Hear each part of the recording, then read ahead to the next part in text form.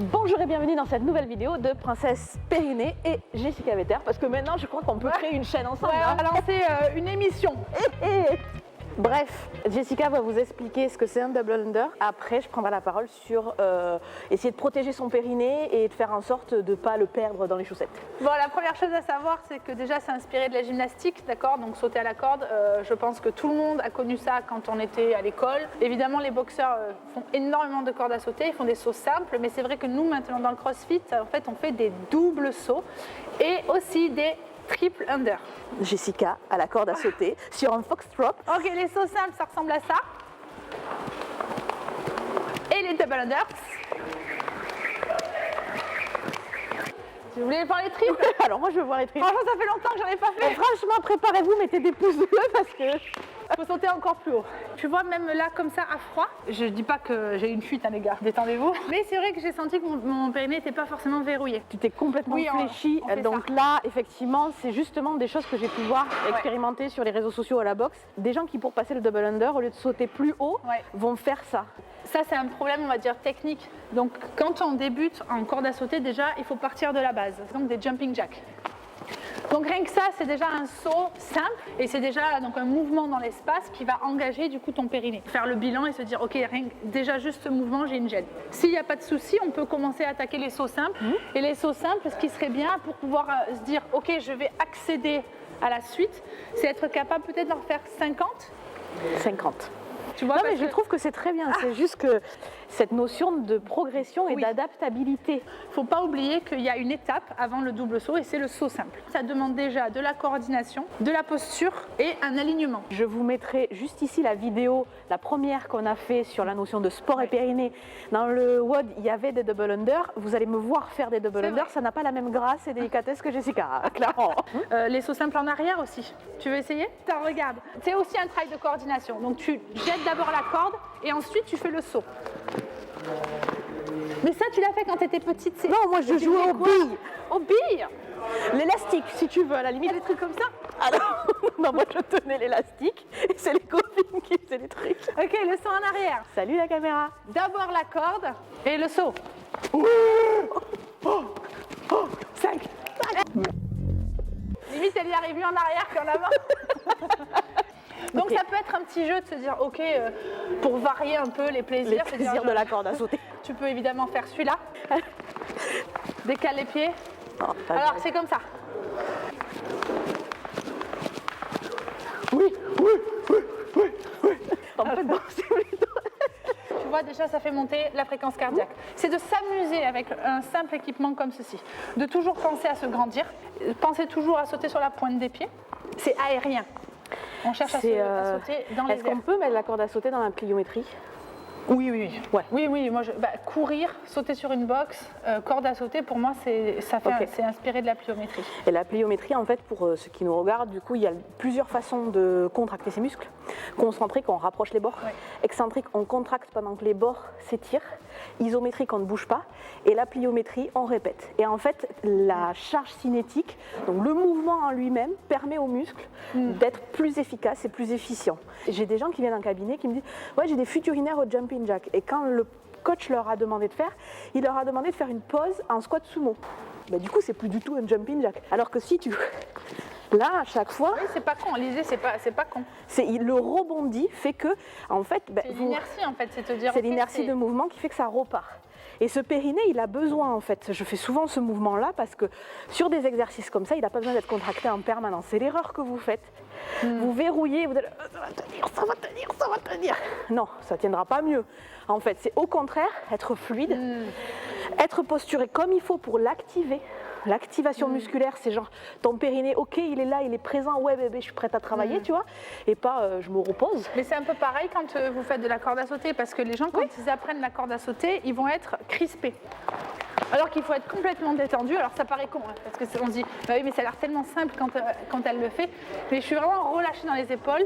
Et c'est un rebond, c'est un ressort en fait. Mais tout en étant gainé. Le rebond te permet de monter plus haut. Et effectivement, même si j'ai pas les double under, ce que je comprends, c'est que plus je vais sauter haut, plus j'aurai le temps de passer ma corde dessous. Et du coup, ça nous amène au drill, c'est-à-dire comment je fais pour accéder à la suite. Donc pour moi, il y a deux choses qui peuvent être très simples. C'est d'abord d'apprendre à sauter très haut. Souvent, les gens font ça. C'est compliqué de faire des DU comme ça. Et de se dire, je vais chercher haut. Et rien que ça, franchement, ça me brûle les jambes. C'est compliqué. Tu veux essayer? Oui, plus haut.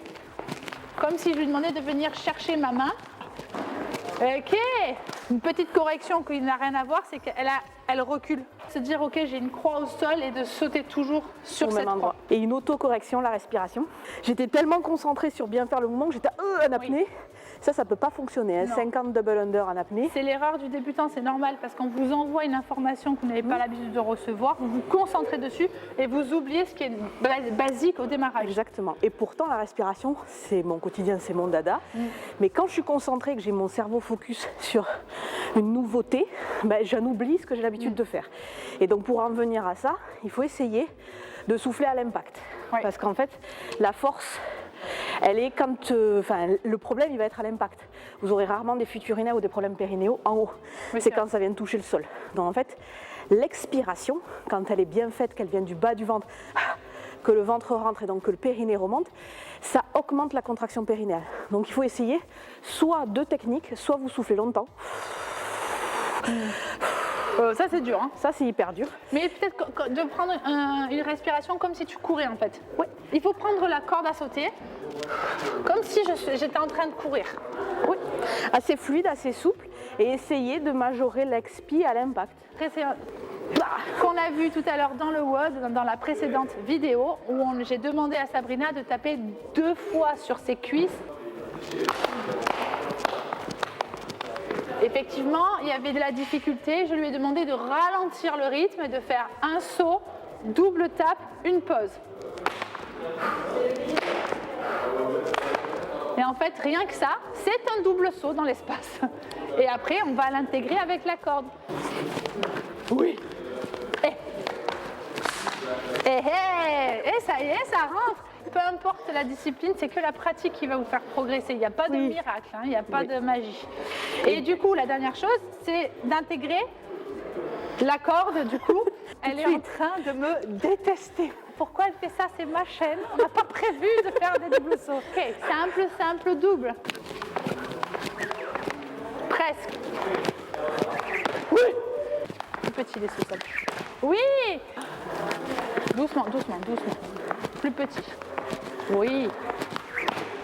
Et en tout cas, c'est 1000 fois mieux que ce que tu me faisais tout à l'heure. C'est normal, c'est un mouvement complexe, donc il faut y aller étape par étape. C'est ça. Ne vous attendez pas à faire des DU. Quand je m'énerve, en fait, quand je veux faire un DU, je m'énerve.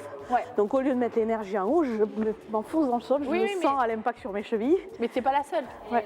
Des tas de personnes sont dans ce cas-là. Ne pensez pas que c'est pas parce que vous voyez des gens y arriver que vous êtes des cas isolés. C'est pas vrai. Il y a quand même beaucoup de personnes qui savent pas faire des doubles sauts. Donc ça prendra du temps. Ça prendra le temps qu'il faut.